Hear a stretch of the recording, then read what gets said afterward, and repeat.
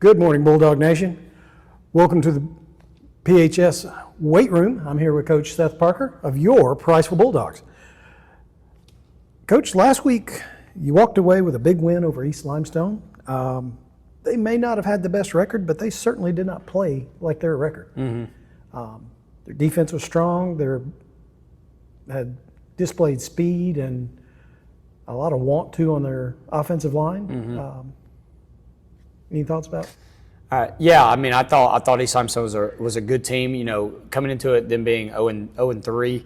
I told our kids all week. I mean, I really thought they were the best 0-3 team in the state, and truthfully, they could have very well been 3-0 coming into it. You know, I thought they were in every single game, and they really what it comes down to. They've had a couple injuries at quarterback, and you know, I knew offensively that they would be kind of doing some stuff that we do at times. But they were kind of limited to that. And so I thought defensively we played outstanding, met the challenge. It's hard to play a team that does that, you know, and that's one reason why we kind of do some of the things that we do. But, you know, it's hard to line up and make the decision we're going to tackle these dudes 70 times. And it's a physical, you know, high contact type of you know, play that you got to make. And we did a great job of that. Obviously, they had a lot of speed. I think they had a lot of athleticism too. And so I would have liked for us to play a little cleaner on offense. But at the end of the day, a region win is a region win, and you know, it was good to bounce back from a loss the week prior and then get a win heading to the bye week. You talk about their offense, limiting their offense and everything. I thought y'all did a spectacular job. They broke off one 66-yard run. Even still, though, you held them under 100 yards total offense, which, you know, credit to the defense. That's a spectacular feat. Yeah, defensively, we're playing really, really well right now. Got to keep that up if we want to continue to win games at the rate we're winning them. And yeah, it's just a testament to the kids and the hard work they've put in. Man, they've really bought into everything we're feeding them. And you know, Coach Burke and the defensive staff have done a fantastic job, as has Coach Lindley and the offensive staff. You know, I think those numbers are really good too. But defensively, we've been you know, I think offensively we've been really good this year. I think defensively we've been elite this year so far. And there's definitely a fine line between the two. Yeah, I mean, it's fun to, you know, as an offensive guy myself, it's fun to sit back and see, like, man, you know, I mean, by number, if we score 14 points, we're going to win a game, you know, and that makes it pretty fun. So we got to keep that up. But again, we just got to keep working. And obviously, the teams we're going to play moving forward, I think, is it's the better half of our schedule, and we're going to have to play better. It just gets tougher and tougher. That's right. So, you know, I called it a big win. It was an 0-3 team, but that was win number 100 in the program history. On top of being a region win and keeping you undefeated in the region.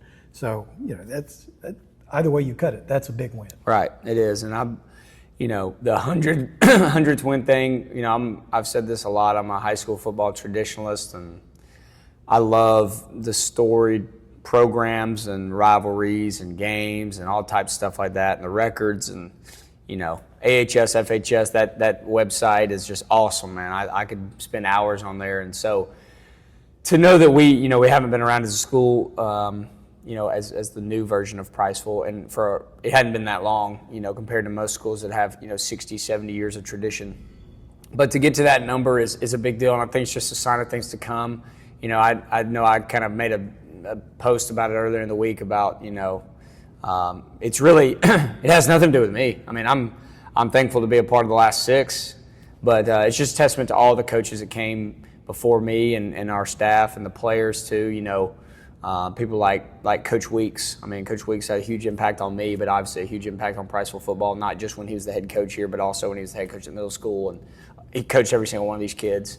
You know, it's a testament to, to Coach Chambers, who's now the middle school head coach, and the guys that have come before him, but then also people like, you know, obviously Coach Foster. I mean, I've sung his praises from the day I got here and will always do so. I mean, he just did a great job of taking this program to the next level.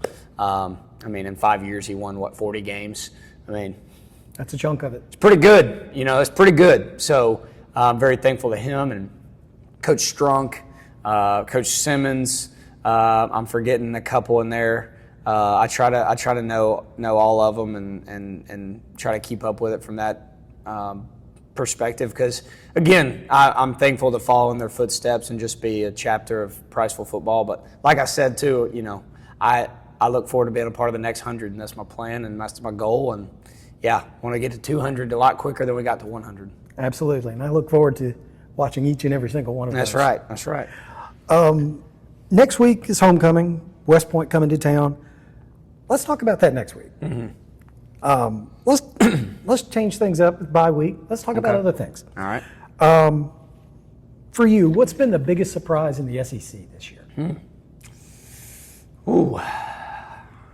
We really can start talking now, man. I'm going to be candid about this. Biggest surprise in the SEC. Man, I'm going to say two things. One, I think Vandy being able to kind of sustain what they did last year has been a little bit surprising. I knew they'd be good again, but they look even better than they were last year. Agree. And so I think, I really do think they're going to be a tough out for anybody. I mean, I'm not going to sit here and say they're going to win the SEC, but like every single week, I think they could absolutely beat whoever they're playing. Yeah. Could they do that 12 times? I don't know, but they're pretty good. And then the second thing I'd say is South Carolina, kind of the opposite. I thought they would.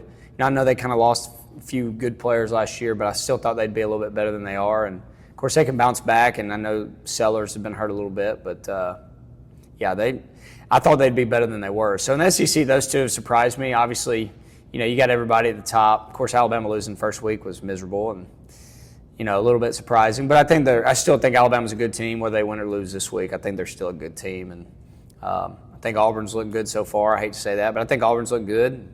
Both those teams, I think Alabama and Auburn can beat anybody they play, but they've also shown vulnerabilities where they probably could lose to anybody they play too. So it makes every Saturday interesting. Definitely, I'm looking forward to the way the rest of the season plays out. Alabama, Georgia this weekend. I won't get to personally watch that game. Oof, that stinks. I'll be at a band competition all day on Saturday, but I'll be listening to it intently. I got you. Keeping up with everything else that goes on. Yeah. I always have half an ear on everything that goes on with college football. I'll be locked in. I know you will. Nobody texts me from like 6:30 to 10. I'll be locked in. What's your favorite food? My overall favorite food? Like a meal or just like I'm just sitting there eating anything? Your favorite meal. Favorite meal. What's your favorite thing to have for dinner? Man,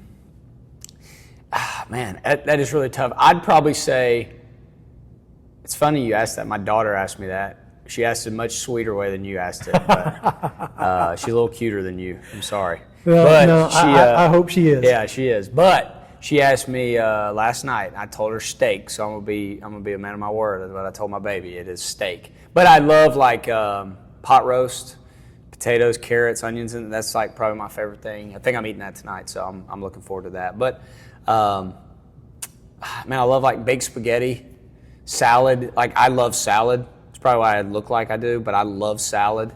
My favorite thing to snack on though would be probably sunflower seeds. Again, that's probably why I look like I do. I don't eat a lot of hearty stuff, but yeah, I'd say those few things. I'm the opposite. I like the potatoes and the carrots. Well, see, I like it. I like it too. It's just, I don't know what it is, man. Like we took the seniors to JW Steakhouse the other day. I got a hamburger steak. It was great, but by far the best part of the meal is the salad bar to me. I mean, I love it. I love it. You're not the only person who loves their salad bar. It's good. Thank you, Jody Witt, for hosting us. It was great. Absolutely. Do you do your own lawn work? Yes, I do. Absolutely, I do. I was doing mine the other day, and I thought about that. Yeah, I know I do. I do. Now, I will say my boys turned 1 this past Monday, and so last Saturday we had a birthday party for them at our house, and our grass wasn't high or anything. It wasn't super tall or anything. It wasn't even ratty. I wouldn't let it get like that, but it was shaggy enough to where we were having people in the backyard. My wife wanted it cut, and I guess I just forgot about it, and I look up one day. I'm like, hey, the grass looks cut. She said, yeah, our neighbor gets theirs cut by a service, and so she just asked them if they would cut ours. So it's the first time my grass ever been cut by a service, and I felt like my manhood had been taken from me. So I was pretty upset about it, but I understood. We had to get it done.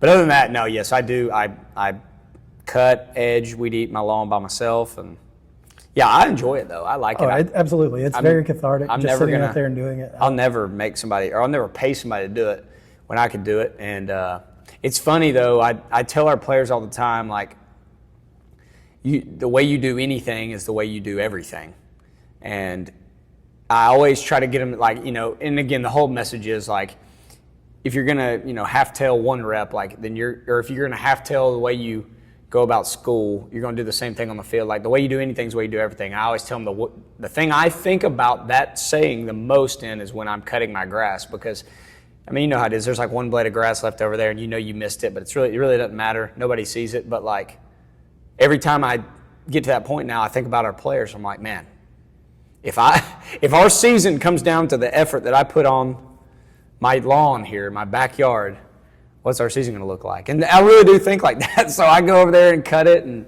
but I enjoy it, man. It is, like I said, it's cathartic. I enjoy cutting our grass out here on the practice field from time to time.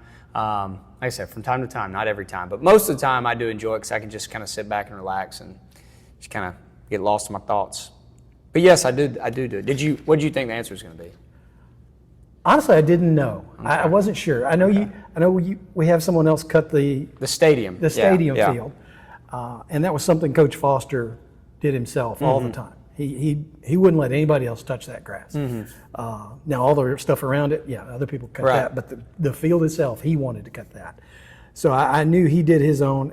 I wasn't positive. Well, I wasn't sure. I appreciate. I don't know how to take that, John, but I'm gonna let it slide this time. But no, the stadium I did cut for a little while, and then Wayne Pugh he asked how he could help, and I said that helps. He does a great job. And his mower cuts it a lot better than our mower does, so I like it. It looks great. Absolutely. One last question for you. What is your favorite and least favorite Halloween candy? That is a good question. Favorite Halloween candy? I love the mini, the squares, not the fun size, but the square Snickers. I love those. It's probably my favorite. And I don't eat a lot of candy. Around Halloween, I'll eat a lot of candy. I love the jelly bean, sweet tarts. We usually have those around Easter. But now any candy we get, my wife's gonna eat all the candy. She loves candy. She eats it up. And my least favorite, probably licorice. Anything licorice. I don't mind Twizzlers. I know they're red licorice kind of, but probably licorice. Outside of that, though, I like it all. I like gummies. I like sour stuff. I like Reese's, Snickers, Twix, Almond Joy. I love a little coconut, But I'd probably say Snickers, least favorite is the licorice. Yeah. Snickers and anything sour for me, and I can't stand candy corn. See, my wife loves candy corn. We have it on our living room table. It's there from September on. Yeah, a bowl. Every once in a while, we'll throw in peanuts with it, have it tasting like payday, and we love Halloween. My wife wanted to decorate for Halloween on September 1st. I told her we had to wait until midway through September. So we're full Halloween at my house, and my daughter's been talking about it for months. So I'm excited for her, and her get to dress up and all that stuff. And this year, obviously, we do get to trick or treat on Halloween because our game at Arab got moved to Thursday. So that was a big plus for everyone in the community. Yeah, getting to trick or treat. And that wasn't, I don't know if that was necessarily the plan initially, but then when you start looking at the dates, obviously it makes the most sense. And I know my wife and kid. Well, my wife probably would have missed the game to stay home with the kids and trick or treat, which I totally understand. So I'm thankful that I won't have to miss that. But hey, I hate a Thursday game, but I do too. I'm very thankful. I hate Thursday games, but I love games, so it's better Thursday than no time. Coach, thanks for your time. I appreciate it. Of course, man. Bye week, your time's valuable, and I really appreciate you making time for me this week. Of course, anytime. Bulldog Nation, there you have it. A view into some of the things about Coach Parker. We've talked about East Limestone. Tune in next week. We're going to sit down. We'll talk about homecoming and what's coming up for West Point and beyond. Thank you very much. Appreciate your time. Have a great day. Go Bulldogs. Go Bulldogs.